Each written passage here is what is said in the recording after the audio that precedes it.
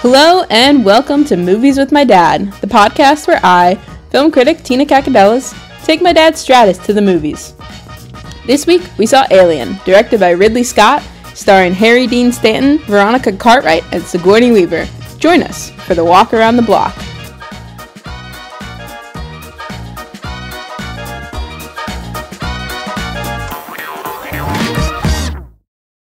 What is that noise that I hear? From the trees. The trees are still dropping, but there's nothing here. I don't know if I believe you. That's rain. Oh, Tina, calm down. It's like clear sky right there. Okay. You want to wait? My electronics get destroyed. I'll sue you. Oh, I guess I have to do the dog? Yes, you're in charge of the dog. All right, do you want to do some setup while we're not in a vehicle at the moment? You are going out of town, and you are so concerned about the fans. That's not the reason. I feel like we're going to make this a bonus episode after we actually watch Alien... what? Romulus. So... Okay, so we watched Alien in preparation for Alien Romulus. Because At home. And we are walking my dog, Frankie. I'd never seen Alien until today. So 1979, somehow all these 30-something years you missed out on this storied franchise. I think it was a purposeful choice. You're not a science fiction girl, I'm not a science fiction person, and I figured I'd got everything I needed to get about Alien from the great movie ride at Disney World. Well, that is your background on this. That is true. That is all I had going into it. So set that up first before we go into this 1979 film. You've already mentioned the year. I know. Okay.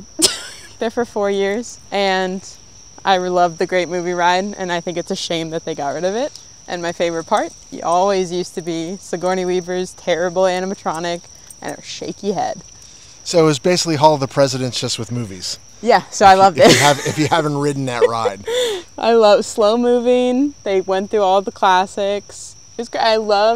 Maybe that's why I loved editing so much as a kid, because I loved the part at the end, where it's just a montage of all of the great movies. That is a phenomenal montage. And then as I got older, I was like, I would have made these cuts here, here, and here. But now it's gone forever. Okay, so Alien, the plot. So, original Ridley Scott, right? Right. So, and he stayed involved. Is he still involved? We don't know. Probably produced it. Okay. But in this one... She is sniffing a lot this evening. Your puppy is definitely slowing us down on this walk. Come on, little Frankie. She doesn't like the rain, so... So what were we saying? The plot. The plot. Ridley Scott. There really is not a lot of story in this. I watched this back in the day when I was... Gosh, I was still in high school when this came out. 1979. Yeah. 16. Thank you. You're welcome. Add. Very good. You were slow, so... I don't know if I saw it. I must have seen it in high school. But there's not a lot. The exposition in the story is basically they're a mining company that goes out to somewhere very far away. I have thoughts about that. I figured you would. And on their way back, their dumb captain gets an alien on board, kills everyone but Sigourney Weaver. And the cat. But in reality, the whole script is probably 2 pages. I mean, there's not much dialogue. There's not much... That is what did surprise me about it. The length of it surprised me, and the lack of, the very slow-moving, tension-building shots is what surprised me. I was not expecting that. So it was of that era? Yeah. So I feel like it was the way movies were shot, and you didn't need to have a lot to go on to build a suspense, and a lot of jump cuts. And fades. And scary things popping out of a door. And that used to scare the heck out of me. What popped out of the door? The cat, the alien. I see. Okay, so... Well, what was your overall opinion of the movie? I liked it. Without rating it. Okay, you did like it. Yeah, I thought it was well crafted. I thought some of the acting was a little over the top. Really? Yeah. Who was it? Oh, the other woman. Oh, she was very nervous. Yes. Yeah, she was a little over the top. But I think it's interesting the things that, pop culture spoils for you. I knew that the cat lived. I knew I knew about her terrible underwear scenario. That was an interesting choice. Psychotic. I knew about that. I knew about it moving through the air ducts. But what I didn't know was that the science dude was a robot. See, a milk-drinking robot. That was a great twist that you didn't see coming when you saw it originally. I thought he was just a weirdo. So that did, and I'm surprised that didn't get spoiled through pop culture. Now I'm doing it on my own now, starting a spoiling of it. Well, I think 35 years later or whatever it is fine. No, but it's interesting the things that permeate the pop culture spoiling world, you know? Well, there were so many tropes, right, that came out of this movie. So you can't have them all. Like what? What are you saying? The cat, Sigourney Weaver. These aren't tropes. No, bad choice of word. Yeah. Iconic aspects of this film. Okay. Because it was. I mean, the visual effects for the day, even for now, they hold up. Quite good. They hold up really. I mean my biggest complaint was I'm on a long distance mining operation to a far off galaxy.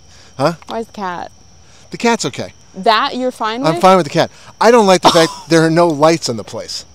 It is so dimly lit, and I understand. They were having power outages. No, right from the get-go when they came out of the deep sleep, there was no lights in the place. Well, they used all the lights in their weird little mother room. Yeah, so there is this aspect of an AI Stop letting master me grass. control. She's gonna that vomit. ran. Stop it. Oh, come on, Frankie. There is this aspect of an AI that's controlling the ship because they're too far away from Earth. And this is a commercial operation. Right. So not a government operation. And the commercial company they explicitly sent them out there, but nobody knew except the robot. Did the captain know? I don't know. That wasn't 100% sure. Well, wait. But he did defer to the scientists, so he knew that the scientists, the company told them. The captain's the bearded guy, right? Captain's the bearded guy. He's from Top Gun. He's one of the captains or something that runs the flight school. Not a clue. No memory. Okay. He was a big actor in the 80s, 70s and 80s. Harry Dean Stanton? I think that don't know his name, but that sounds right. Okay. So you have more issues with the lighting, not the fact that they brought a cat. So I don't think that's unreasonable on a commercial cruise like this. Why you wouldn't? Cruise? Well, a cargo ship. That you wouldn't bring along a cat or something else like that. Cats just appear. You don't bring it into outer space. They knew it had a name. It was their pet cat. Okay. I can't believe we're stuck on the cat, but okay. Well, of course. Science-wise, how'd you feel about it? Well, all right. So you're telling me that they go Ridley into Scott is telling you. I'm telling you deep nothing. sleep to go on a mining expedition somewhere very far away. So they're out 10, 12 months or more. They said 10 at one point. At one point, but that was like halfway or something. Yeah. So at least a year, maybe 2 years, long distance, and they put you in a sleep state. But for what? To pick up some minerals? I mean, they would transport something. They're transporting some minerals or something. They're looking for that. But the problem here is the nearest star to ours is Proxima Centauri, right? 4-point-something light years away. It's 4 years away at light speed. They weren't moving at light speed because they still had retro rocket engines. You're talking so loudly in this quiet neighborhood. Sorry, I get a little animated when it comes to the science. So it would take 10,000 years to get to Proxima Centauri at that pace. Well, they said they're not in our... But they were coming back home. I don't know. I don't have an issue with that. You have no issues with that because it's not important to your world. The cat bothers you, but not the science. Why are you risking a cat's life like that? You're not risking its life. It's on... Why are you taking this dog on this walk at night by cars? Same thing. We're not risking this dog's life. She'll risk her own trying to jump into traffic. Did you like that they made noise in space?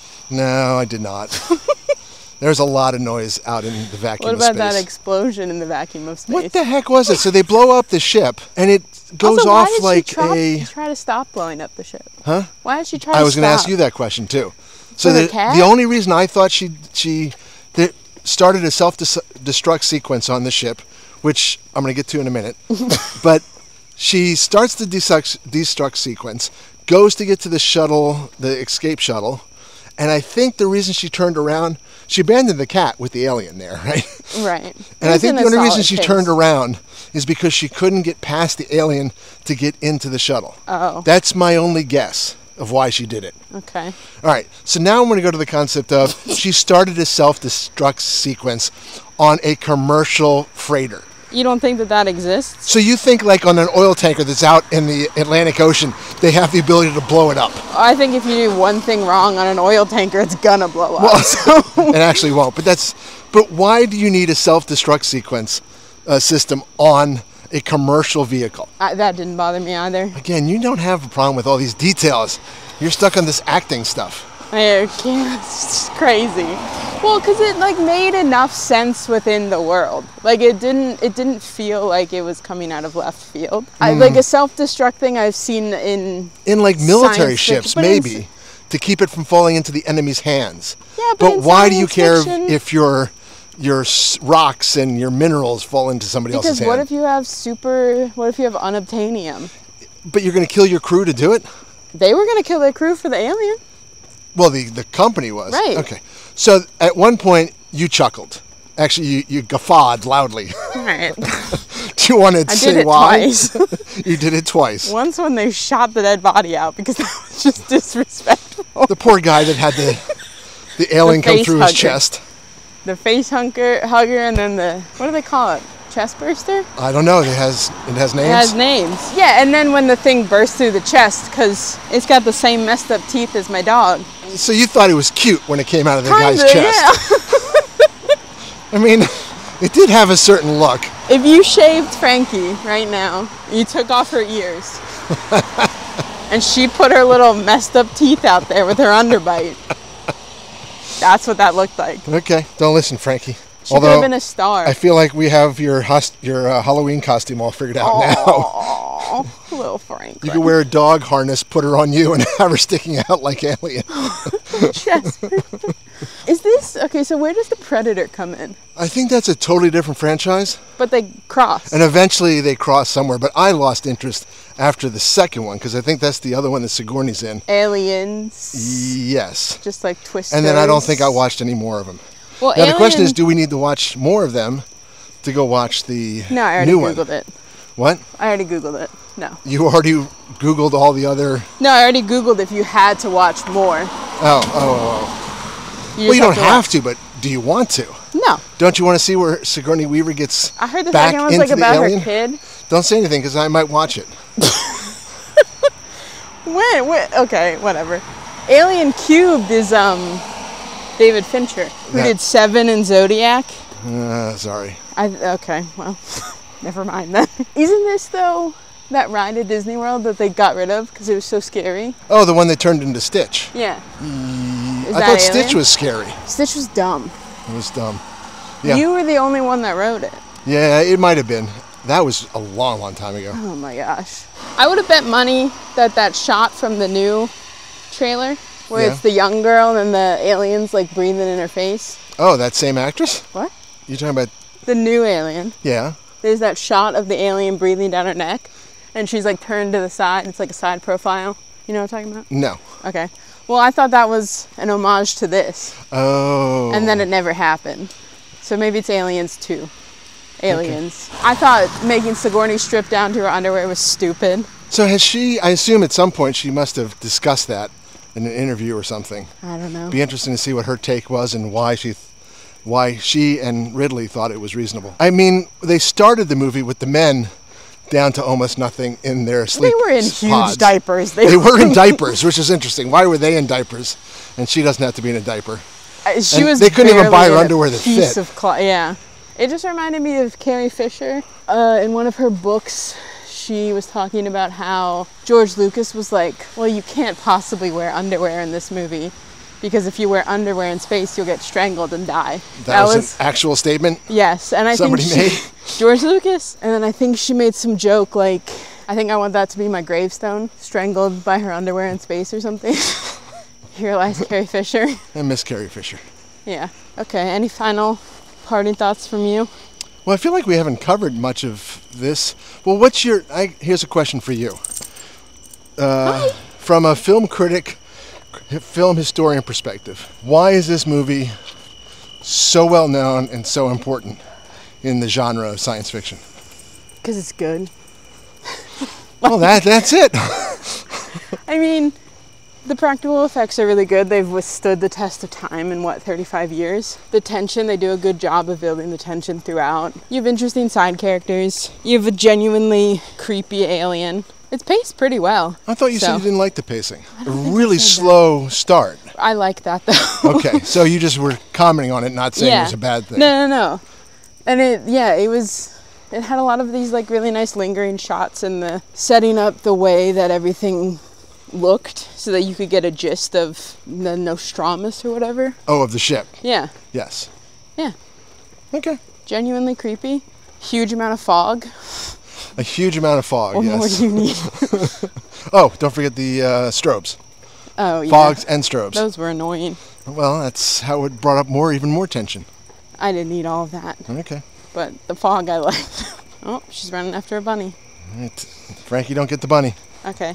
How many aliens? Let's see. In my world, Oh, gosh. as a movie for anyone that wants to go see it, I think it's probably only a 2. Oh.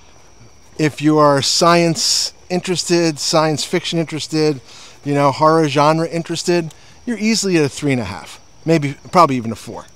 Just because of its historical nature. I don't know about the rest in the series, but this one, I think, is an important movie. Yeah. So, and just straight up for me, 3.5. Yeah, I guess I'm at 3.5. And you? A 4. You went all the way to a 4. I liked it. Wow. I liked it. I like Sigourney's acting. I like the cat. Sigourney was great. I mean, how young was she there? Because no idea. Did she have a lot of movies before? I don't think so. Where did Ghostbusters come in? Oh, I don't. That's not my business. Was this before or after Ghostbusters? I don't know anything about Ghostbusters. Okay. Ghostbusters began for me in 2016 and ended in 2016. So wrong. That's fine. Okay. All right. Goodbye. Good night.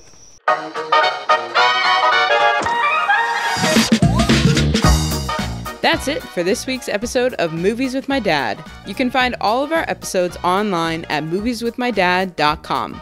You can also send us an email at movieswithmydadpod@gmail.com. My dad is desperate to hear from you. You can find me, Tina, on Twitter at Captain Ameripug or letterboxed at Tina_DOCX. You can find my dad at our local Home Depot. Tune in next week when we head back to the movies.